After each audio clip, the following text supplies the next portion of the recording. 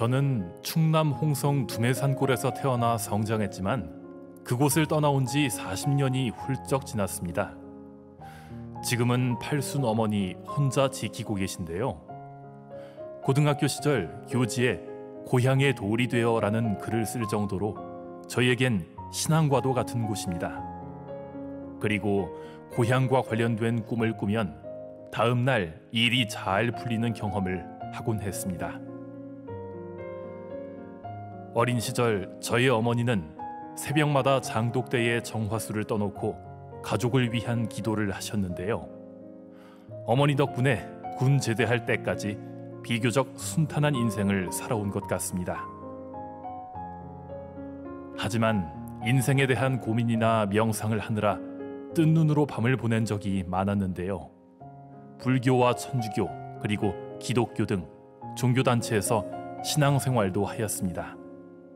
제대 이후 역사 공부도 할 겸 새로운 직장에 들어간 저는 되돌릴 수 없는 일을 당하고 말았는데요. 사회 경험이 없었던 탓에 저도 모르게 달콤한 꾀임에 빠져버린 것이죠. 믿었던 사람에게 배신당했다는 것을 알게 되자 분노는 원한으로 변하여 심장이 타들어가는 듯 했습니다. 사람 만나는 것이 두려워지면서 밤이 되면 아무것도 할 수 없을 정도로 괴로웠는데요. 가난한 노년기를 맞이할 생각에 걱정이 태산 같았기 때문이죠. 하지만 맞닥뜨린 불행은 밤새워 고민한다고 해결될 일이 아니라 냉엄한 현실이었는데요. 답답한 일상을 보내던 어느 날 20여 년 전부터 알게 되면서 함께 모임을 해온 사람의 얼굴이 문득 떠올랐는데요. 대구 수성도장에서 신앙하는 김광남 도생님이었습니다. 그 이후 모임에 참석한 저는 저희의 고민에 대해 털어놓았는데요. 태을주를 열심히 읽으면 조상님과 천지신명님들께서 도와주셔서 저절로 일이 해결될 겁니다. 라는 대답에 지푸라기라도 잡는 심정으로 태을주를 읽기 시작했는데요. 신기하게도 마음의 평정을 찾을 수 있었습니다. 그 무렵 백제 역사 특강과 연재를 준비하면서 한민족의 원류를 연구하고 있었는데요. 인터넷 카페에서 원하던 자료를 찾을 수 있었습니다. 또한 책을 신청하면 보내준다는 글을 읽고 무작정 요청하였는데요.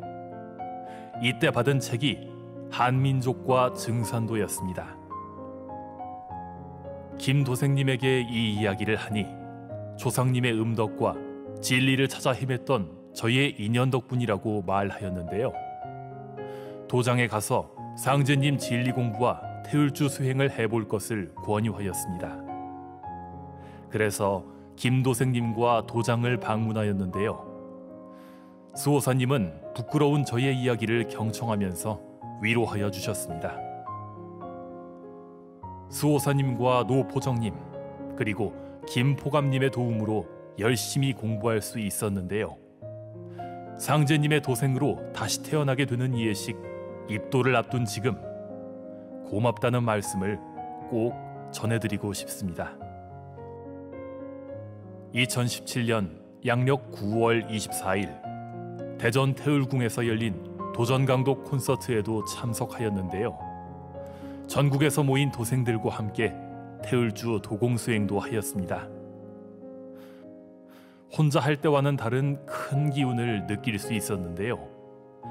행사를 마치고 올 때 청수 그릇을 구매하여 집에서 새벽마다 청수를 모시고 수행하였습니다. 저는 그동안 깊은 원한 탓에 뜬 눈으로 밤을 지새웠던 적이 많았는데요. 새벽 수행은 신기하게도 저의 불면증을 말끔히 치유해 주었습니다. 수행을 하고 나면 평온한 마음이 들기도 하였는데요. 마음을 비우고 계속 하다 보니 이번 생에서 해야 할 일을 비로소 알게 되었습니다. 또한 그동안 있었던 척신과 복마의 발동은 저의 무지와 욕심으로 인한 것이었다는 것도 알게 되었는데요. 제가 의롭고 진실한 참 도인이 될 수 있도록 전생과 이생에서 범한 모든 죄와 허물을 사하여 주옵시고 모든 적신과 복마의 발동으로부터 끌러 주옵시고 저의 조상을 해원시켜 주시어 설령과 후손을 새 운수의 길로 인도하여 주시옵소서. 제일 먼저 올리는 심고문은 저의 현실을 극복하기 위한 발원문과 같았는데요. 이제부터 일심으로 신앙하면서 부모, 형제와 가족, 그리고 세상 사람들을 위한 기도를 하려고 합니다. 옛날 어머니가 정화수를 모시고 기도하셨던 것처럼 저도 지금 새벽마다 기도하고 있는데요. 상제님, 태모님, 가족의 건강을 지켜주시고 백제 역사의 올바른 전도자가 되게 하여 주시옵소서. 저의 무지와 욕심으로 생긴 원한을 끊고 새 운수의 길로 나갈 수 있도록 태을주를 항상 입에 물고 살겠습니다. 새벽 수행 또한 끊어지지 않도록 일심을 다하겠습니다.